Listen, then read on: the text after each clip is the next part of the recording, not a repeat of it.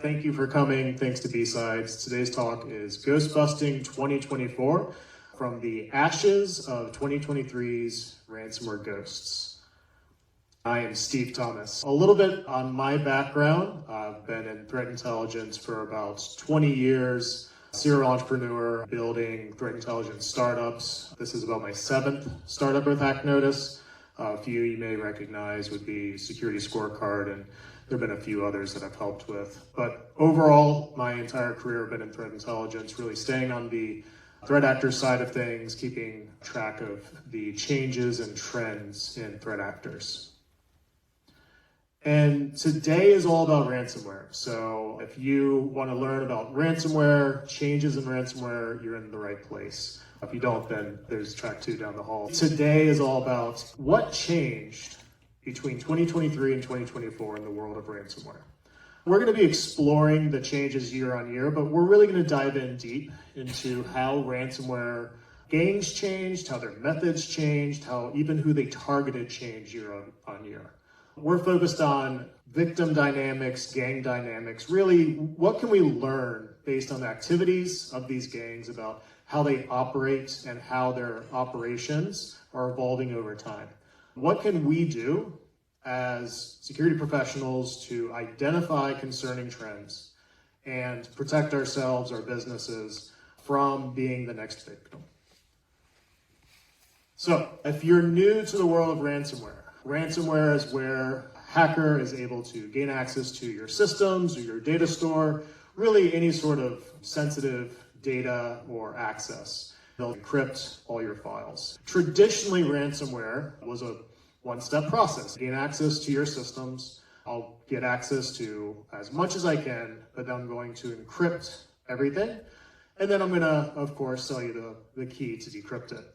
Ransomware has evolved, and it's evolving rapidly. So it's no longer just I'm going to encrypt your files. These days, it's I'm going to steal your files, and I'm also going to threaten to release them.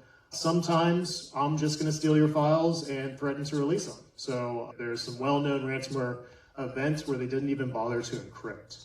It's even going into the cloud. We've seen recent strains of ransomware that have included encrypting S3 buckets. So it doesn't even have to be a physical machine. It can be any data, any infrastructure that you're relying on.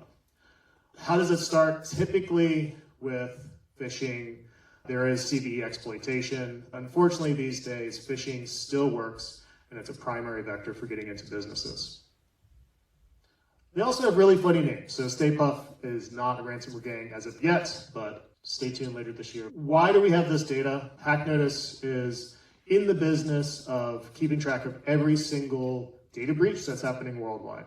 Time to knowledge is key for our clients. Our clients use this for incident response. And so this is really all about who's the victim and getting that into the hands of security professionals within minutes. And because of that, we have to go to the gangs themselves. They're the first to announce it.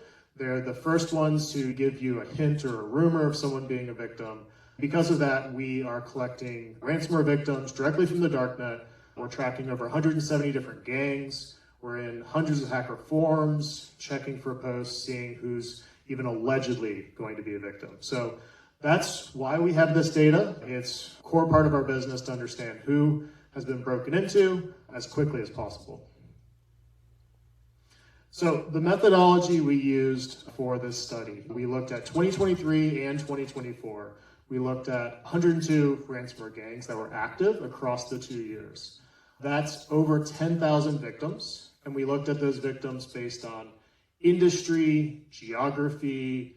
We looked at them based on a cross-section of every single gang. Consider those 102 ransomware gangs. We analyzed what they did over the course of 2 years. And so we were looking specifically for, did gangs change tactics? Did victim trends change? Did industries change? And what are the new tactics, techniques, and procedures these gangs are following? Can we see that in the end result of who they went after? You're going to see a lot of analysis here. You're going to see, obviously, gang-specific analysis as well. Getting a better sense of, are these gangs sticking around? Are they churning? If so, why? This is the underlying data analysis. This is just one of many heat maps that we built based on year-on-year changes for victims. Ransomware is not a monolith. These groups, even though they may share some DNA, they may share some threat actors, they may share some tactics and techniques, every single one is different. They target different industries, they target different geographies, they have different techniques. Some gangs exist for years, other gangs exist for months. What you're going to get from this is that ransomware is a multifaceted subsection of cybercrime, and we should really think of it as a cybercrime industry. It's very much a big subsector of crime happening worldwide. This is geography. Obviously, North America and Europe are on the left-hand side, but you're going to see concentrations in specific geographies for gangs. This is year-on-year change. These gangs don't stick with the same playbook. They're learning, growing, evolving their techniques. There's gangs that have completely changed which geography they go after, which industry they go after. The underlying premise is that they're doing it for a better payday. So there are some targeted industries. If you're in North America manufacturing, you're absolutely a target, but there's specific gangs that will go after just your industry in your geography. And so maybe more important to know those gangs than the broad brushstrokes of ransomware. All right, so year-on-year insights are not all that exciting. Ransomware victims grew by 6%, the victims grew by 8%, the gangs grew by 6%. So top line numbers, ransomware is growing, which shouldn't be a surprise to anyone. But what's way more interesting is that 38% of the gangs that were active in 23 died, which is massive churn. We don't hear about this in the news. We hear about some ransomware gang broke into whoever it is, flavor of the day. But the gangs themselves are churning massively. And we're going to get into why. Also, in 2024, 45% of the gangs that were active were brand new. They had never operated before 2024. The gangs that stick around year by year are some of the strongest, most aggressive gangs. It's not like big, strong gangs are being taken over by Interpol. It's really the weak that are dying out, making room for more aggressive gangs. If you look at what happened, the 23 gangs that died versus the brand new 24 gangs, we're looking at an almost doubling of the number of victims per gang. The general sentiment is that the gangs that died out were causing maybe half as much damage as the brand new gangs that showed up in 2024. So the space that's being made in cybercrime, it's making room for more aggressive and more damaging ransomware gangs. So let's talk about why.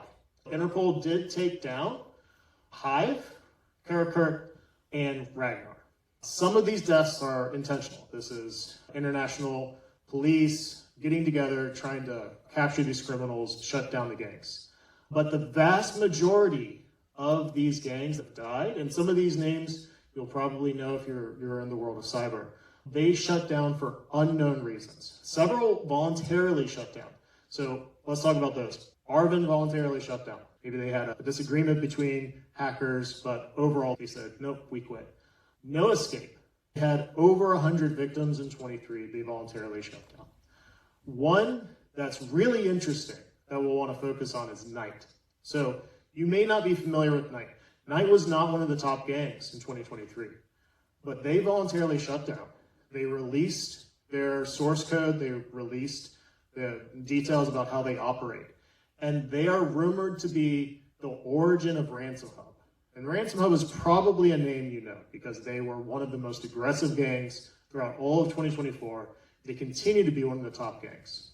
We're seeing a huge amount of churn. All these names that you probably are familiar with, something like Royal. If you're not familiar with these names, certainly you'll be familiar with their victims. So, little rest in peace here for the dead gangs. But what's interesting is not that they died, it's almost all of them broke apart voluntarily and they made room for more aggressive gangs. Some of them have evolved into something like Ransom Hub. Let's talk about the new gangs. So the new kids on the block. We are looking at Brand new gangs that already have crazy numbers in terms of victims. Fog and FunkSec started popping up around the second half of last year. The two of them already have hundreds of victims. Ransom Hub is a name that you hear almost every day if you're in the world of threat intelligence.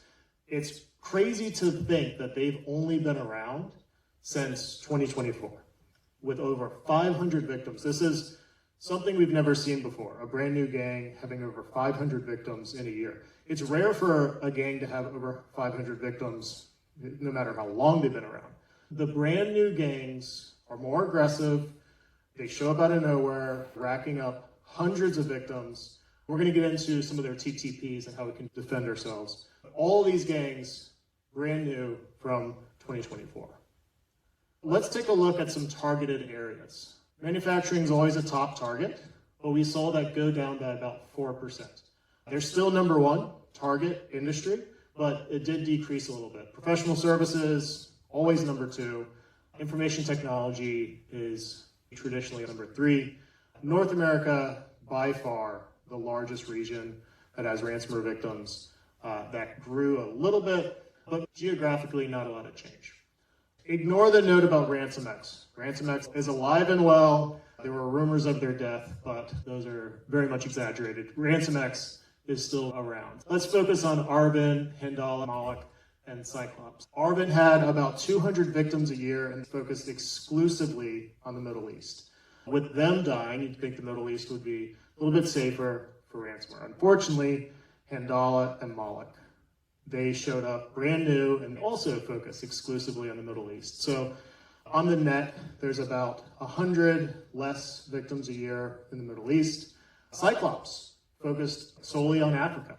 It's rare for ransomware gang to focus on that region. They died out, making that region about 200 victims a year safer.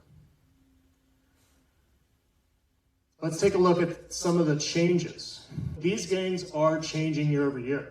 With the gangs that survived year on year, they did refocus their efforts on retail and management, finance, and they focused less on professional services. So we're seeing these gangs as a population. They're learning, they're going after who pays out more. Some of these gangs changed pretty dramatically. 8base went from focusing on European manufacturing to North American information technology. I'll focus on Cuba. They've switched almost entirely to European manufacturing. Ransom BC went from retail to focus on information technology and finance. So you're going to see these gangs, the ones that survive year on year, they are changing their targets. And a part of this is gangs don't just go after any vulnerable company. They very much have a target list. They're looking at specific industries and geographies because they want a payday. And just not every CVE that's out there is going to end up giving them a payday. So let's take a look at the top gangs. With 2024 top scores, we have Lockbit as at number one with 543. Lockbit should be a very familiar name for you. They actually offer ransomware as a service, so it's more of a services model with a lot of affiliates that are doing the infections. Ransom Hub, brand new at number two. And then Play News coming in a little bit lower, number three. Manufacturing, obviously the number one industry that's targeted, and then North America, number one geography. Let's take a look at the TTPs of the top four gangs. If you look at Lockbit, Ransom Hub, Play News, and Akira, those are the top four gangs. They all engage in phishing. Phishing, spear phishing, it's the same technique, just a little bit more targeted. And they do it because it works. Unfortunately, phishing still works. Employees keep clicking on links that is letting their gangs in.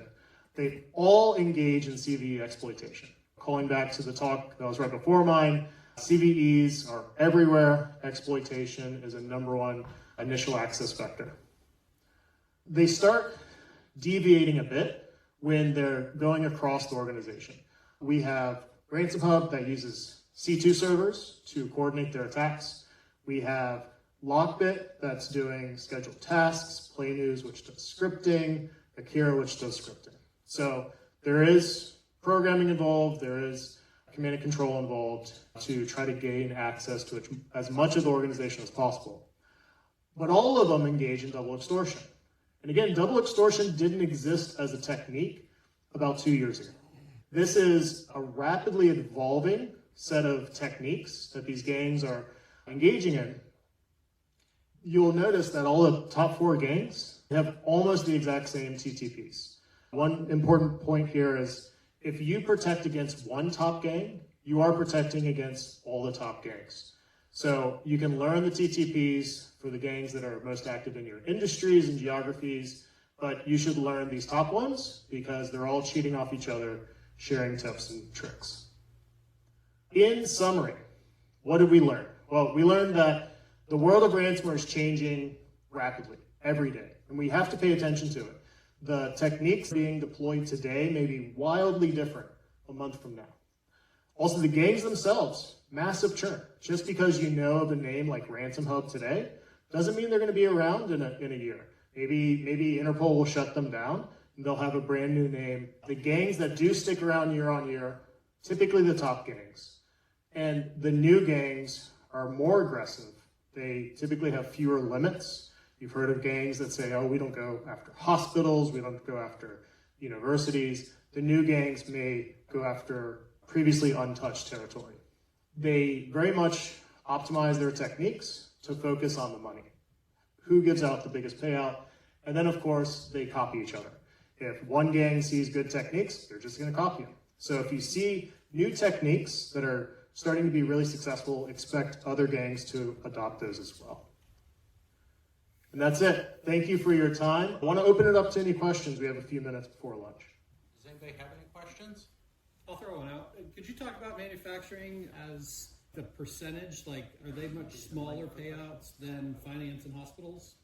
Yeah, so the question is manufacturing as a payout percentage, are those smaller payouts? I don't have direct payout numbers. There have been some studies on payout numbers, but that wasn't included in this. I can speak about the trends and the targeting though. From what we're seeing, manufacturing is across every gang, new and old, the #1 target. So that would directly tie it to a much higher likelihood of a payout and even higher payouts. There's a lot of reasons for that. There's a lot of operational technology, BSides that go into that, but really manufacturing, they have money and you can sometimes shut down their systems. Nothing we're seeing indicates that manufacturing would pay out less than other industries. So you spoke on threat intelligence. How do you go about getting the data? Do you have honeypots out there? Yeah, so the question is, how do we go about getting the data? We go into the darknet. We're in hundreds of hacker forums. We find the new gangs as they're forming. There's some Russian hacker forums that do a really good job keeping track of new ransomware gangs. We build sensors or monitors for their darknet sites. So if Akira updates the website even a little, we immediately get the data. It goes into a queue, it's reviewed by a security researcher, we verify it, and then push it into our system. So it's all 99% automated, but we always want to have a human in there so that we don't take in, oh, here's a ransomware gang that says they just broke into the White House. You know, it has to have a little bit of credibility to it. Do y'all have APIs which your threat intelligence can be fed into? Yes. Absolutely. We believe in open, transparent threat intelligence. We share it. We partner up with a lot of security companies. A lot of security rating services consume our data. They'll use that to power their ratings. So yeah, we focus on getting it, and then we share it pretty freely with everyone that we can. With the TTPs of the various things that showed them doing, like the phishing and the exploitation, is that normally how you see them doing it themselves, or is there generally a broker where you have this group that does the intrusion and then they sell it to the ransomware group? That's a great question. So the question is, for the TTPs, do we see staying in-house effectively, or do they use initial access brokers? Absolutely. We see a thriving economy around initial access being bought and sold all the time. Some groups like Lockbit, since the ransomware is a service, it's almost always an outsider that is getting the initial access, paying a fee or just giving them a cut, and then deploying the Lockbit infection. You had mentioned that gangs focus on particular industries. Do you know of any resources that you could search based on industry to see what those gangs are and their specific procedures to help protect maybe a specific industry? Yeah, so the question is, gangs focus on specific industries. Are there any resources to see which gangs? That is what we do. We have a whole database of that. Other than HackNotice, which has all of that, probably the Verizon DPIR goes into which gangs are targeting industries. I've seen some Ponmon or Ponymon reports as well. There's not a great overarching resource, which is why we started building it. So we have some of that data. I would check the other security institutes. Unfortunately, a lot of the data you have to go directly to the ransomware gang, and that's a lot of what we do. Thanks everyone for coming.